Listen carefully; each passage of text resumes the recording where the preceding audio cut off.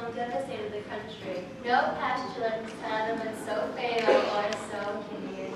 Blood was its avatar and its seal, the redness and the horror of blood. There were sharp pains and sudden dizziness, and then profuse bleeding at the pores with dissolution. The scarlet stains upon the body, and especially upon the face of the victim, were the pestilence, which shut him out from the aid and from the sympathy of his fellow men. And the whole seizure, progress, and termination of the disease were the instance of half an hour.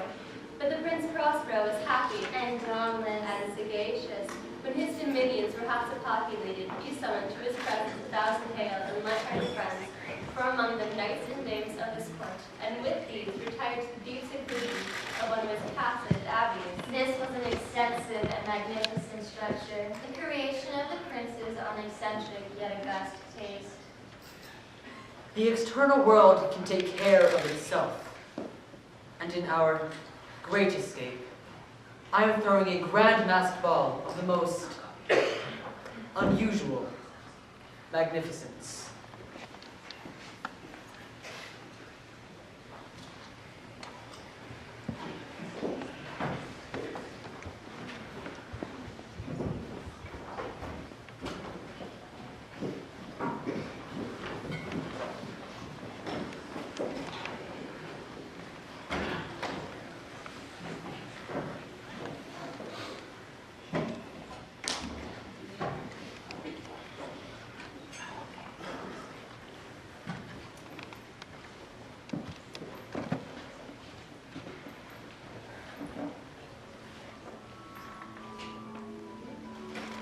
It was a voluptuous scene, that masquerade. But first, let me tell you of the rooms in which it was held.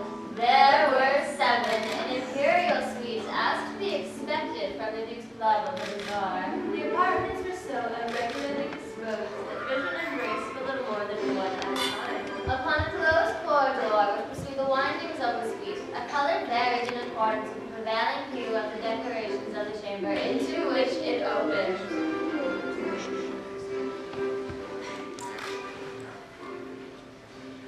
At the eastern extremity was hung, for example, in blue.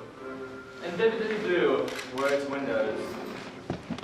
The second chamber was purple in ornaments and tapestries, and here its panes were purple. The third chamber was green throughout, and so were its casements. The fourth chamber was lighted and furnished with orange.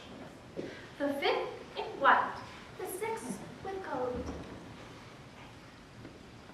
The 7th apartment was closely showered in black velvet tapestry that hung over the ceiling and down the walls, falling in heavy folds upon a carpet of the same material and hue. But in this chamber only, the color failed to correspond with the decorations. The paints here were scarlet, a deep blood color, and thus were produced a multitude of gaudy and fantastic appearances. But in the western or black chamber, the effect of the light that streamed upon the dark hanging was ghastly in the extreme, and produced so wild a look upon the countenances of those who entered, that there were few of the company bold enough to set foot within its precincts at all. It was in this apartment also that there stood against the western wall a gigantic clock of ebony. Its pendulum swung to and fro with a dull, heavy, monotonous ring. And when the mid-hand made the circuit of the face, and the hour was to be stricken, there came from the brazen lungs of the clock a sound which was clear and loud, and deep and exceedingly musical, but of so peculiar a note and emphasis that, at each lapse of an hour, the musicians of the orchestra were constrained to pause, momentarily, in their performance to hearken to the sound. And thus the waltzers perforce ceased their revolutions.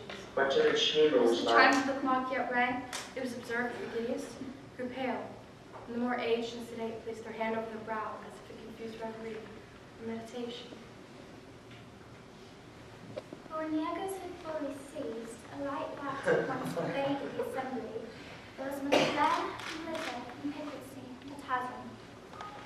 There were arabesque figures with unsuited limbs and appointments, and delirious fancies such as men in fashions. There was much of the beautiful, much of the wanton, much of the bizarre. Something of the terrible, but not a little of that which might excite disgust.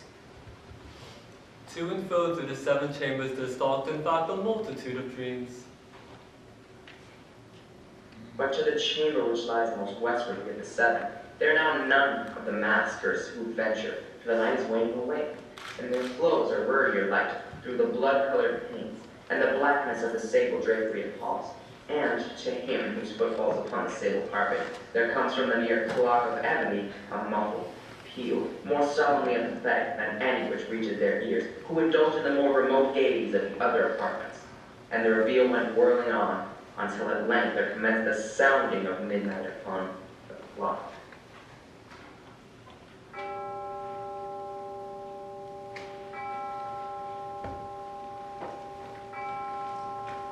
And then the music ceased, as I have told, and the evolutions of the waltzes were quieted. And there is none easy cessation of all things as before. But now there were 12 strokes to be sounded by the bell of the clock, and thus it happened. Perhaps that more thought corrupts with more time. Into the meditations of the thoughtful among those who rebelled. And thus to it happened, perhaps, that before the last echoes of the last chimes had utterly sunk into silence, there are many individuals in the crowd who had found leisure to become aware of the presence of a masked figure, which had arrested the attention of no single individual before. And the rumor of this new presence having spread itself whisperingly around, there arose at length from the whole company a buzz or murmur, expressive of disappropriation and surprise. Then finally of terror, of horror, and of disgust. For the figure was tall and gaunt, and shrouded from head to foot in the habiliments of the grave, and the mask which concealed the facade was made so nearly to resemble the countenance of a stiffened corpse that the closest scrutiny must have had difficulty in detecting the cheat. But all this might have been endured, if not approved, by the mad rebellers around. But the mummer had gone so far as to assume the type of the Red Death.